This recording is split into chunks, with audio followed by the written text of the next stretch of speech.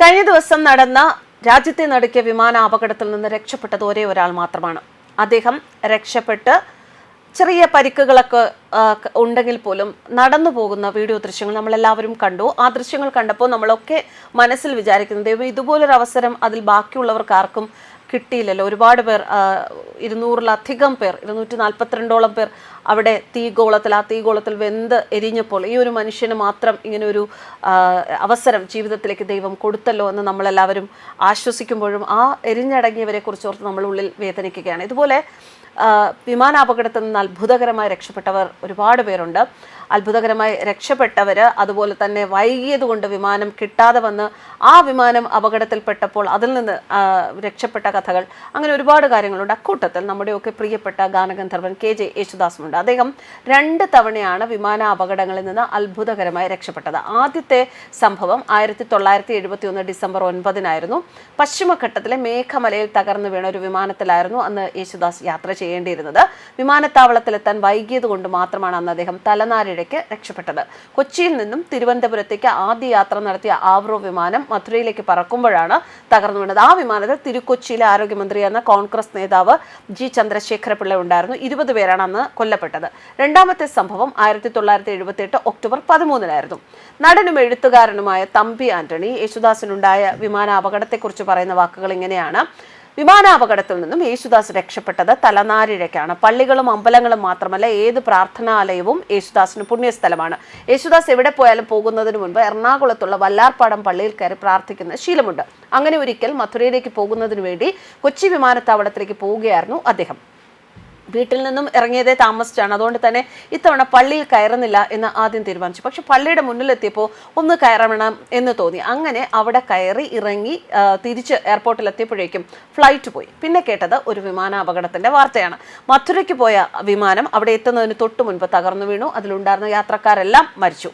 തീ പിടിച്ച് ബ്രിട്ടനിലെ മാഞ്ചസ്റ്ററിലെ റിംഗ്വേ വിമാനത്താവളത്തിൽ അടിയന്തരമായി ഇറക്കിയ എയർ ഇന്ത്യയുടെ ബോയിങ് വിമാനത്തിലെ 350 യാത്രക്കാരിൽ ഒരാളായിരുന്നു ഒരവസരത്തിലെ യേശുദാസ്, ഭാര്യ പ്രഭ, 1 വയസ്സുള്ള മകൻ വിനോദ്, അന്നത്തെ കൊച്ചു ഗായിക സുജാതയുടെ അമ്മ ദേവി തുടങ്ങിയവരും ഇക്കൂട്ടത്തിലുണ്ടായിരുന്നു. കാനഡയിലും ന്യൂയോർക്കിലും സംഗീത പരിപാടികളൊക്കെ നടത്തിയ ശേഷം ലണ്ടൻ വഴി ന്യൂഡൽഹിയിലേക്ക് മടങ്ങിയ യേശുദാസിന്റെ സംഘത്തിൽ 6 ഗായകരും ഉണ്ടായിരുന്നു. ന്യൂയോർക്കിൽ നിന്ന് പറന്നുയർന്ന് 3 മണിക്കൂർ കഴിഞ്ഞപ്പോഴാണ് വിമാനത്തിലെ ബാഗേജ് സൂക്ഷിക്കുന്ന സ്ഥലത്ത് പുക കണ്ടത്. അറ്റ്ലാന്റിക് സമുദ്രത്തിന് മുകളിലായിരുന്ന വിമാനം പൈലറ്റ് അടിയന്തരമായി മാഞ്ചസ്റ്ററിൽ ഇറക്കുകയായിരുന്നു. വിമാനത്തിൽ തന്നെയുള്ള ഒരു ബൾബിൽ നിന്നുള്ള ചൂടേറ്റ് യേശുദാസിന്റെ ഇലക്ട്രിക് ഓർഗൻ ഉരുകിയാണ് പുക വന്നത് എന്ന് പിന്നീട് കണ്ടെത്തി. തീ പടർന്നുവെങ്കിൽ വൻ ദുരന്തമുണ്ടാകുമായിരുന്നു. അങ്ങനെ 2 അവസരത്തിലാണ് അദ്ദേഹം രക്ഷപ്പെട്ടത്. ഇതുപോലെ തന്നെ കഴിഞ്ഞ ദിവസം ഒരാൾ രക്ഷപ്പെട്ട കഥ, ഒരേ ഒരാൾ മാത്രമാണ് രക്ഷപ്പെട്ടിട്ടുണ്ടായിരുന്നത്. എന്നാൽ വൈകിയതുകൊണ്ട്, ഗതാഗത കുരുക്കിൽ പെട്ടതുകൊണ്ട് മാത്രം ജീവനോടെ രക്ഷപ്പെട്ട മറ്റൊരാൾ കൂടി ഉണ്ടായിരുന്നു കഴിഞ്ഞ ദിവസത്തെ വിമാനയാത്രയിൽ നിന്ന്. ഭൂമി ചൗഹാൻ എന്നാണ് ഈ വ്യക്തിയുടെ പേര്. ഭൂമി ചൗഹാൻ തന്റെ അനുഭവം വിവരിച്ചത് ഞെട്ടലോടെയാണ്. ഭൂമി ചൗഹാന്റെ കണ്ണുകളിൽ ഈ വിവരങ്ങൾ പറയുമ്പോഴും ഭയം വിട്ടുമാറിയിരുന്നില്ല. കേവലം 10 മിനിറ്റ് കൊണ്ടാണ് മരണത്തിന്റെ പിടിയിൽ നിന്ന് ജീവിതത്തിന്റെ പച്ചപ്പിലേക്ക് ഭൂമി ചൗഹാൻ നടന്നു കയറിയത് എന്ന് പറയാം. അപകടത്തിൽപ്പെട്ട എയർ ഇന്ത്യ വിമാനത്തിലെ യാത്രക്കാരിയാകേണ്ട ആളായിരുന്നു ഭൂമി ചൗഹാൻ. പക്ഷേ ഗതാഗത കുരുക്കിൽ കുടുങ്ങിയതിനാൽ ഏതാനും മിനിറ്റുകൾക്കുള്ളിൽ വിമാനം നഷ്ടമാവുകയായിരുന്നു. ഫ്ലൈറ്റ് നഷ്ടപ്പെട്ടതിനെ തുടർന്ന് ഉച്ചയ്ക്ക് 1:30 സർദാർ വല്ലഭായ് പട്ടേൽ അന്താരാഷ്ട്ര വിമാനത്താവളത്തിൽ നിന്ന് താൻ ഇറങ്ങി. അല്പനേരം കഴിഞ്ഞപ്പോഴാണ് ലണ്ടനിലേക്ക് പോകുന്ന എയർ ഇന്ത്യ വിമാനം ഉച്ചയ്ക്ക് 1:38 പറന്നുയർന്ന് വിമാനത്താവളത്തിന് അടുത്തുള്ള ഒരു റെസിഡൻഷ്യൽ ഏരിയയിൽ തകർന്നു വീണു എന്ന് അറിയുന്നത്. ഭർത്താവിനൊപ്പം ലണ്ടനിൽ താമസിക്കുന്ന വ്യക്തിയാണ് ഭൂമി. 2 വർഷത്തിന് ശേഷം അവധി ആഘോഷിക്കാനാണ് ഇന്ത്യയിൽ എത്തിയത്.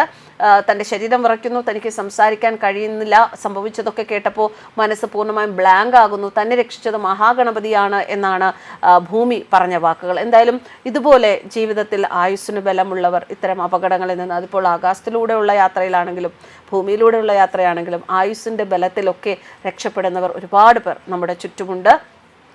അവർ പ്രാർത്ഥിക്കുന്ന, അവർ വിശ്വസിക്കുന്ന ഒരു ശക്തി അവരെ ആ അവസരത്തിൽ കൈപിടിച്ചുയർത്തുന്നു എന്ന് തന്നെയാണ് എല്ലാവരും വിശ്വസിക്കപ്പെടുന്നത്. എന്തായാലും അപകടത്തിൽ മരിച്ചവരെ കുറിച്ചോർത്ത് വേദന തന്നെയാണ്. അവരുടെ കുടുംബാംഗങ്ങളെ കുറിച്ചോർത്താണ് അതിലേറെ വേദന. ആ വേദന താങ്ങാനുള്ള, ആ നഷ്ടം താങ്ങാനുള്ള കരുത്ത് ദിവസങ്ങൾ കൊണ്ട് മാത്രമേ അവർക്ക് ആർജിക്കാൻ സാധിക്കുകയുള്ളൂ. ആ കരുത്ത് അവർക്ക് ലഭിക്കട്ടെ എന്ന് മാത്രമേ നമുക്കിപ്പോൾ പറയാൻ സാധിക്കുകയുള്ളൂ. വിമാനാപകടത്തിൽ മരിച്ച എല്ലാവർക്കും ആദരാഞ്ജലികൾ. News desk കർമാനസ്.